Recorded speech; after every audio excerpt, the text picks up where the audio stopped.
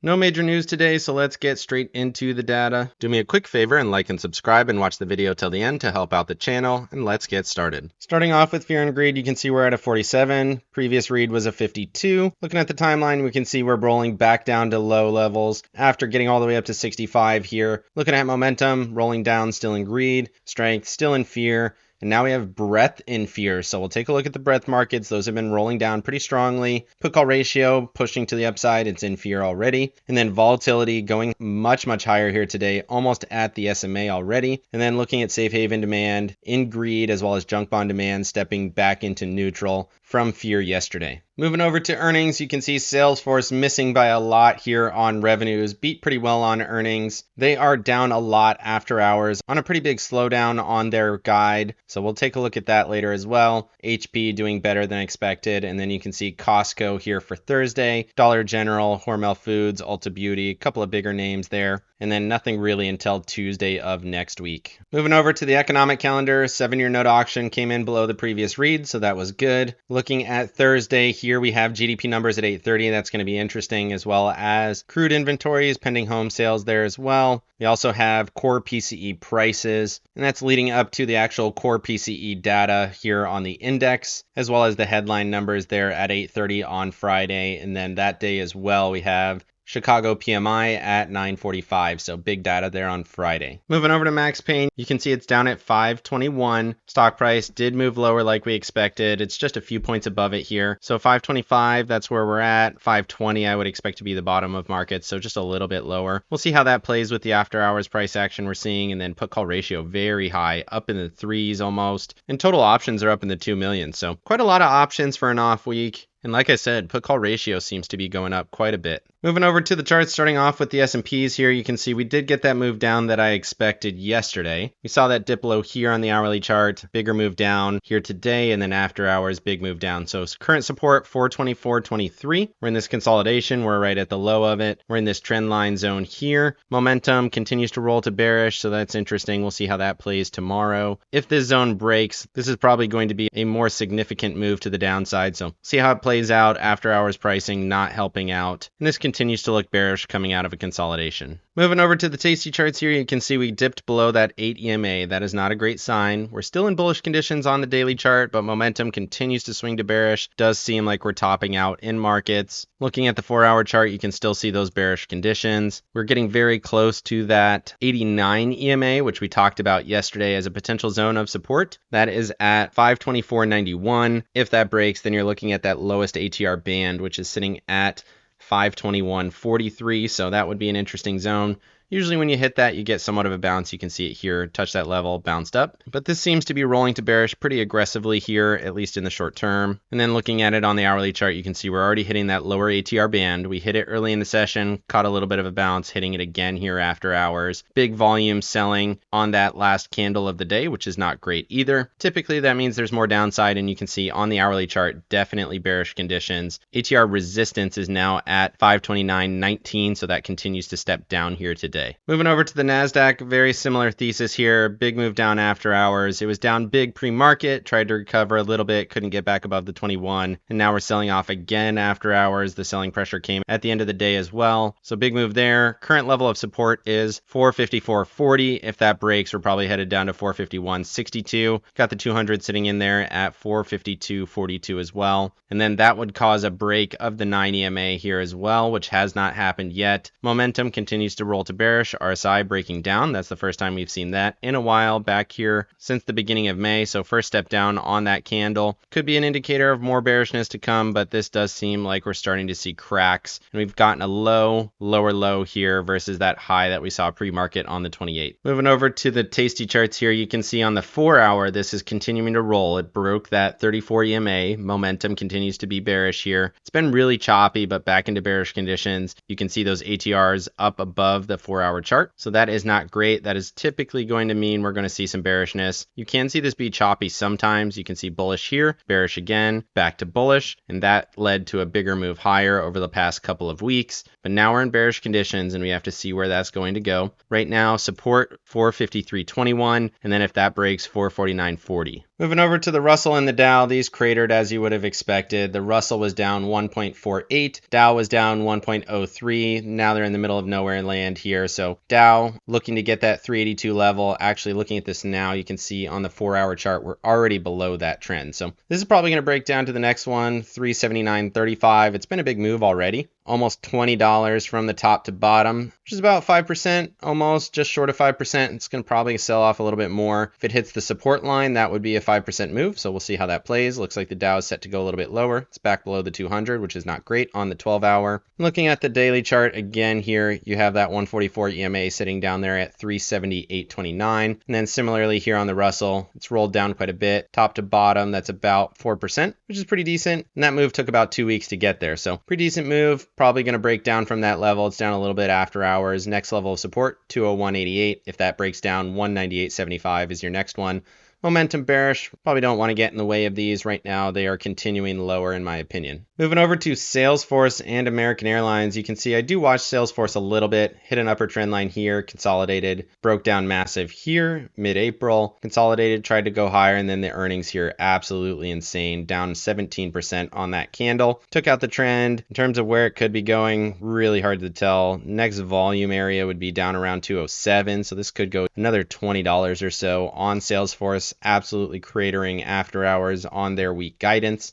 And then you can see American Airlines, a stock that I do not follow really at all here. Caught a bottom around $11, rallied up, tried to consolidate. Weak guidance here today. They put out some new information about their future earnings. And on the back of that, it's down about 13.5%. Probably going to head to these lows around $11. Massive volume, and that's not something to get in the way of either. Moving over to the Mag 7. Mag 7 was again positive here today. Momentum bullish, RSI bullish. It broke out above this trend line here. Last time we did that, we talked about it in the previous episode. Broke out here, consolidated, went much higher over the next coming couple of weeks and months. So if we see something like that, push up to the 400s maybe, consolidate, and then break down. If it does do that, that would be quite bullish for especially the NASDAQ, but really for all markets. And then you can see after hours, it is falling a little bit. Let's look at that here on the hourly. A little bit of sympathy move down here after hours, about 0.5%. We'll see how that plays. As long as this is trending higher, I think the NASDAQ is still in good shape. But you could argue maybe a double top there, a little bit of a breakdown, something to watch. But the Mag 7 has been very strong, and we'll take a look at NVIDIA later.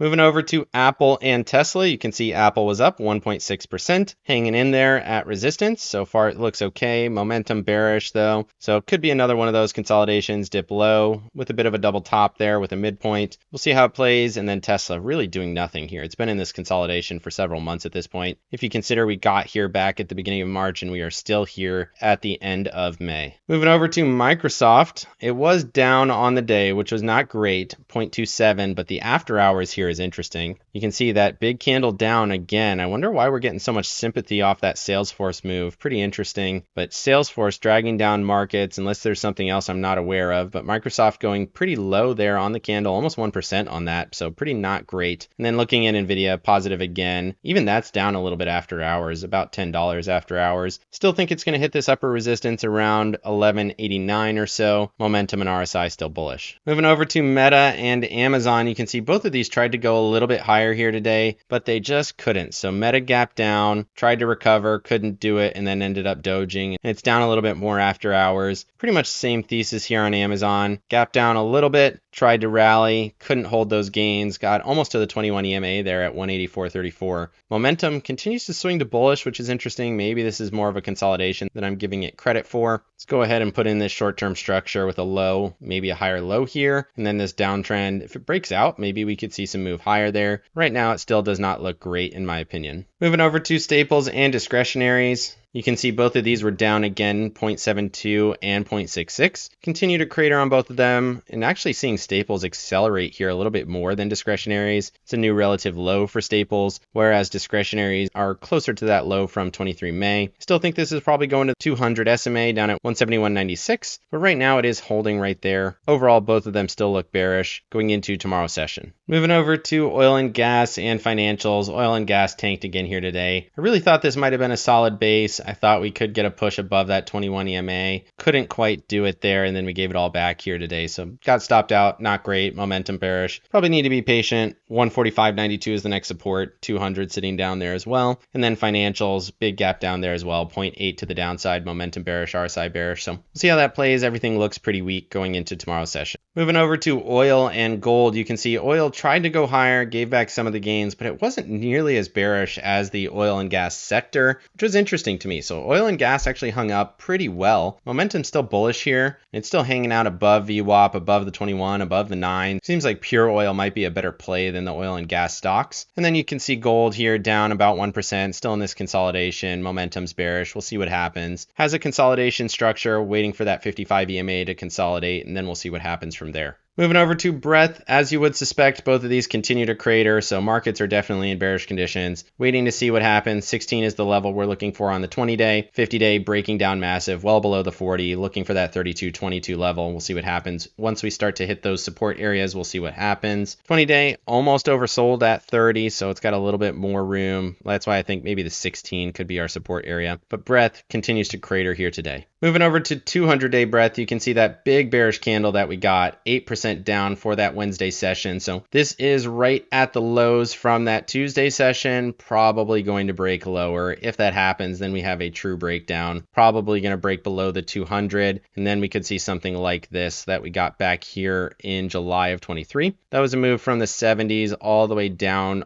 until we got to the 35 area, caught a little bit of a bounce there, and then it was short-lived because we got all the way down here to a 24. Once you start to get into those zones, that is a pretty decent area. It can go lower. You can get all the way down to the 11s on the 200-day breadth, so it could absolutely go lower. But this looks like a long consolidation. Breadth hovered. This seems like a zone where we could see pretty significant breakdown. So being patient. It's also worth noting that we are very close to oversold conditions. RSI sitting at a 30.41. Typically, when you see oversold, you do get a little bit of a bounce. Same thing we saw here on mid-April. It's not always super strong of a bounce, though. You can see this big move down, hit oversold conditions in mid-August of 23, got a little bit of a bounce, but then we hit the 200 and then sold right back off. Moving over to the dollar here, big move higher. So we've been anticipating this going higher, and it's finally doing it. We're back above all the EMAs and SMAs on the daily chart. Momentum about to swing to bullish. RSI looking very clean there. Hit super overbought conditions, so you could see a slight pullback on the hourly chart, but I would expect the dollar to break much, much higher from this level. Trend resistance all the way up around 107. Probably going to get into that zone, and then we'll see what happens from there. Moving over to the 2-year and the 10-year here, you can see the yields were going higher on the day. 2-year basically flat, 10-year much, much higher. So interesting to see that. We haven't really broken structure. We're still looking at this previous high on both of these. So right in that same zone, we'll see what happens. But the 10-year looking super aggressive coming off of that kind of trend support, breaking well above 4.55. Next consolidation, 4.7. And if that breaks, it looks like we're headed back to 5. That would be super interesting. And that would obviously be quite bearish for equities. On the flip side, you can see momentum on the 2-year fading here with the Thursday candle. We'll see how that one finishes up tomorrow. Moving over to bonds, these cratered as well, 0.33 to the downside and 1.21 to the downside. So TLT falling off a cliff, we talked about it yesterday. Previous support was where we were looking at 88. If that breaks, then we're looking at 85.90. Right now we're in the consolidation, so it could hold there, but probably not. Momentum on both of these quite bearish. J&K could find support at 93.48, probably not. Next support for me would be down around 93. Moving over to the volatility index here, the VIX going much, much higher. We anticipated that happening. We saw bullish momentum yesterday, continued to go higher here today. Probably going to hit 1470 tomorrow. We'll see how that plays. 1850 would be your next resistance. If you extended these out, that'd be right around the 1760 area. So right in that same zone, 1760 to 1850. Either way, VIX looks really bullish going into tomorrow's session. Moving over to my accounts, I moved everything over here to the NASDAQ. I decided to go with the long dated covered call here on my Roth IRA. The IWM looks terrible, and I got squeezed on that. And then oil and gas stocks also went down a lot. So both of those look terrible. I think the NASDAQ's probably the best place to be. I was able to get in on that a little bit later in the session. And then you can see I sold a 456 for tomorrow for $1.70. So break even to the downside on that would be 454.30. You can see we're down after hours, down at 455. So I have a little bit more room of protection there. Just seems like a better position. And you can see I only spent about $9,000 on that. So So that's my max loss on that position to the downside. And hopefully I can protect myself from most of that. So seems like a better place to be than the Russell. The Russell has been struggling the last couple of days. And then on my main positions, managed to make money. I was short deltas going into the day. So that worked out well. Still got my 459 for tomorrow and 464 for that Monday session. And then I rolled my put out and down to 456 for $1.42. So again, might need to roll that out another day. We'll see how it plays, but 459 should be out of the money. Should collect all the profit on that. Got about another $100 there. And then on that longer dated one, $100 profit, got about another $200 potential there. Let me know down in the comment section what you think of markets. Market breadth continues to drag markets lower. Volatility seems to be spiking. Where are markets headed next? Definitely like and subscribe if you got any value out of this video, and make sure you hit the bell so you don't miss out on any future episodes. Of course, none of this is financial advice. This is all for entertainment purposes. Good luck in your trading and have a great day.